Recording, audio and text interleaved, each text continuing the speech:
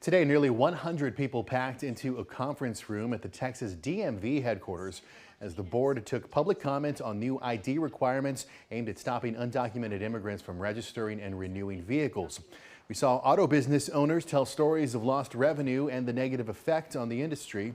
A DMV spokesperson said the new guidance is intended to ensure the validity of ID documents required as part of the registration process.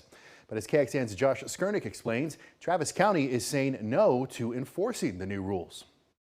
I'm here on behalf of Texas Classic Truck Works. Panel after panel, small business owners. I live in Fort Lauderdale, Florida. To out-of-state industry reps, 30 plus spoke their minds in front of the Department of Motor Vehicles board for nearly 2 hours, all on the new requirements that would require proof of legal status to register a vehicle. From companies saying it's been hurting their bottom line. We literally had someone come into the office on the 19th of November while we were having a plate audit from the DMV, and the lady told us, you're not allowed to sell to anybody with a passport.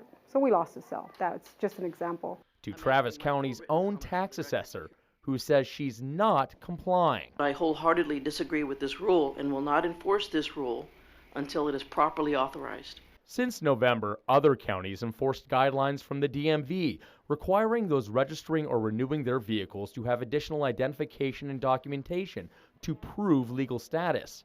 Not in Travis County, though. There is no legislation mandating this change. Celia Israel points to the fact state law only demands an owner be a Texas resident to register a vehicle, no mention of being here legally. She says she won't comply with the new rules until it's properly authorized and, quote, the tax office will continue to follow the guidance of legal counsel before changing any policies.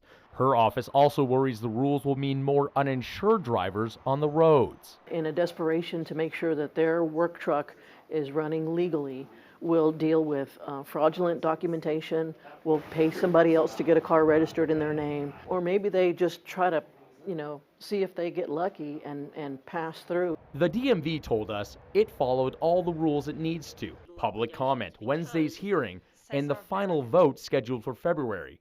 And, quote, the department expects that counties will follow such guidance to ensure compliance with law. The changes came after Midlothian Representative Brian Harrison launched a campaign on social media calling for these changes.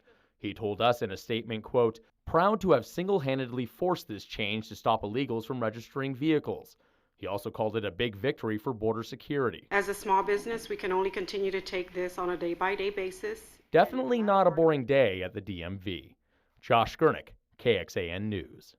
And in the meantime, we asked the DMV spokesperson if there are any consequences for Travis County not following the rules either now or after the board votes on the rules next month. They told us the department cannot comment on hypothetical legal strategy.